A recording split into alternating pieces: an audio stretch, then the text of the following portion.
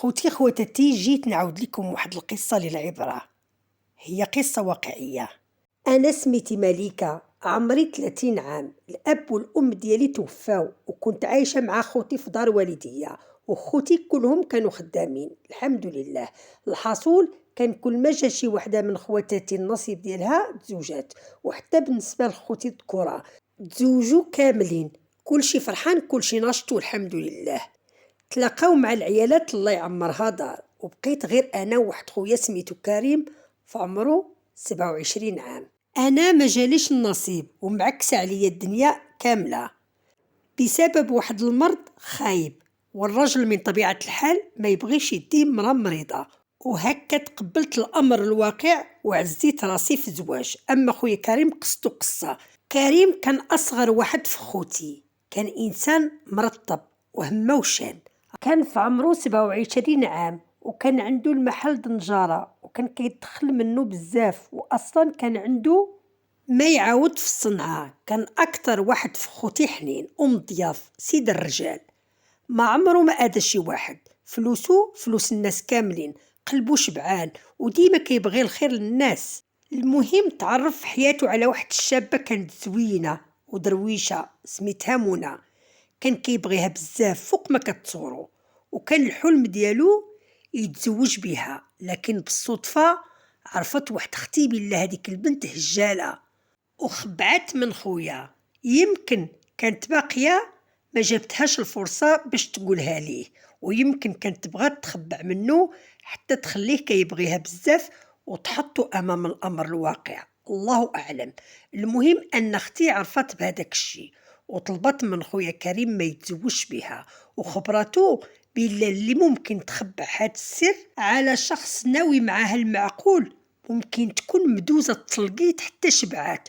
ورغم ان خويا كان كيبغي البنت بزاف، الا انه هو براسو بقى فيه الحال لانها خبعت منه، وهكا زدحها. خاصة ان اعد حاجة عند خويا وهي الخيانة والكذوب. المهم ان اختي بقات على خويا بلا اللي خلقها خلق غيرها وحسن منها، وما اكتفتش بهذا الشيء، حاولت تخليه الشك ديال بصح بحال تكون ما فيها ثقة، وبقات كتطعن في الشرف ديالها بلا رحمة ولا شفقة، وكتسرسب ليه في شي هدورات.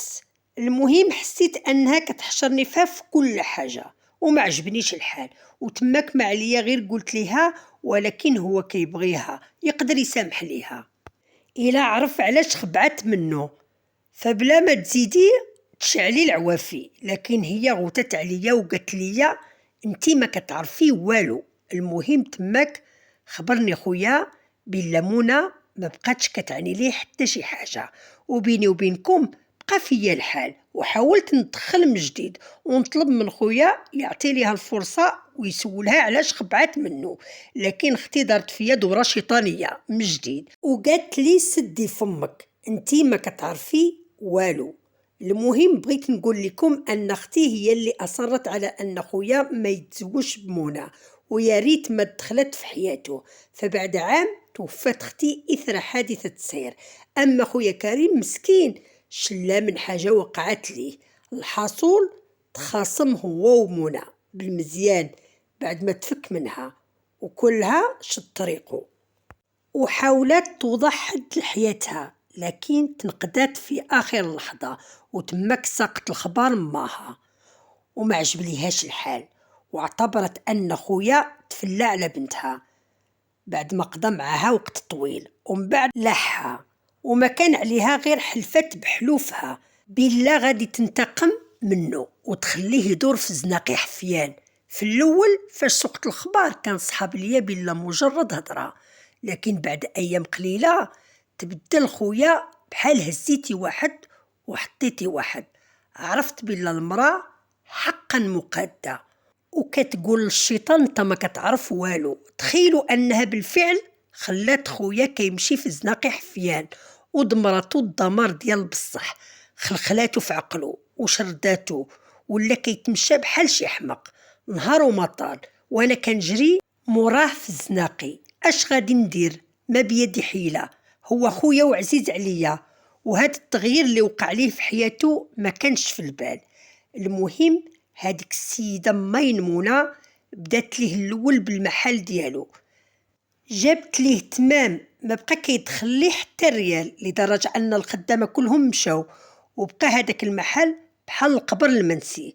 ومن بعد بدات ليه بصحتو، ولا ضعيف ضعيف ضعيف إلى صوتو عليه يطيح بحال كلا السم، وشوية شوية ولا عقلو كيمشي وكيغيب، وفي النهاية ولا كيغيب على الدار، حتى كيتلاقى به شي واحد كيعرفو كيتم جايبو ليا للدار قاع موسخ ما فيه ما يتشاف. وفاش كنشوفو كنبقى كنبكي. اش غادي نقول لكم، هذاك خويا وعزيز عليا والله يحسن عواني. ورغم اني مريضه الا اني كنت كنحاول ندير ليه الرقيه الشرعيه. وتخيلوا مدى الاحساس ومدى القهره اللي كنعيشها وانا كنشوف خويا موسخ وما ساق للدنيا خبار. كنت شي خطرات كنضطر نغسل ليه طرافو راسو ونبدل ليه كسوتو. اش غادي نقول لكم، فاش كنشوفو على هذيك الحاله كنكره اختي واخا ماتت، لان هي السبب ديالو. وكنقول نصاب يا ربي لو كان خلاتو يتزوج بها، على الاقل تكون حياته احسن من هاد الشيء. باختصار ولا كيعيش في واحد الصمت رهيب، ما تعرفوش شنو تحت راسو، واللي غادي يشوفو اول مره يقول بلا مبلي بشراب ولا بقارو. لكن هذيك المراه ميمونه الفقي ديالها صحيح، وعطاتو ضربه قلبت حياته سفها على علاها. ديما سارح وديما تالف. كان مسكين معمر عليا الدار، ودابا ولا كيبرك عندي بسوايع وكيمشي ديما في الزناقي صيف وشتا، ما شبعان حتى فكرشو. وانا ديما كنجري موراه، وإلا سمعت شي صوت ديما راني خايفه، كنقول ياك ما هو، ياك ما تعرض ليه شي واحد، ياك ما ضربو شي واحد. المهم اش غادي نقول لكم، وليت كنعيش في الجحيم ومع الانبياء غير ربي اللي خلقنا. اما خوتي الدراري عياو كيردوه للدار، عياو كيرجعوا بيه هاد النهار ويمشي غدا، وعياو كيدوه للطبيب نفساني والفقهاء. لكن هاد الشيء اللي دارت ليه وتقول واش بغا يتحيد منه، رداتو حمق ونيت كل شي كيهضر عليه على اساس انه حمق. المهم بقى الحال هكاك، وانا وليت كنتعصب وحياتي كتزيد كتدهور. تقهرت، بقى فيا الحال على هاد الشي اللي وصل لي خويا كريم. ما بقاش عندي الخاطر حتى لشي حاجه ونفسيتي مدمره. المهم بغيت نقول لكم، اللي شاف شي حاجه يقول الله يستر، واللي ما خرج من الدنيا ما خرج مع قيبها. اما اختي ماتت ولكن ما مشات حتى خرجت على حياة خويا كريم. شنو فيها لو كان خلاتو يتزوج بيها؟ ماشي هو اول ولا اخر واحد زوج مراه هجاله. المهم ان اختي كانت حاقره على خويا بزاف وطيبت ليه قلبو، كان ديما كتعاود ليه نفس السيناريو وكتحاول تشوه البنت. كانت هضرتها قصحة بزاف، حقا البنت غلطات لانها ما صرحتوش، لكن حتى اختي الله يسمح ليها ما كانتش سهله. وفين هي دابا باش تشوف خوها والحاله اللي وصل ليها. اما مين البنت دمرت خويا، الله ياخد فيها الحق، بلا رحمه ولا شفقه، يهوديه. وما عرفت كيفاش سمحت لراسها ودارت هاد الشي. ما كتخافش الله، سبحان الله العظيم. وخويا مسكين ما اداش ليها بنتها، عيبه الوحيد ما بقاش كيتيق فيها. والثقه الا تهرست بحال شي كاس، الا تهرس ولا تبصيل واعر باش يتجمع. والزواج في الاول والاخر مبني على الثقه. اما منى عرفت مؤخرا بلا تزوجات وطلقات، وما تنساوش بلا اللي زرع شي حصدو. الحاصول ادعيو معايا ربي يستر العاقبه ويشافي خويا. وحقا كاينين شي حوايج كيحرقوا القلب، وانا براسي شت حتى عييت، ولكن ما عمري ما شت بحال هاد الانتقام. الله ياخد فيها الحق. وهذه هي قصة خويا.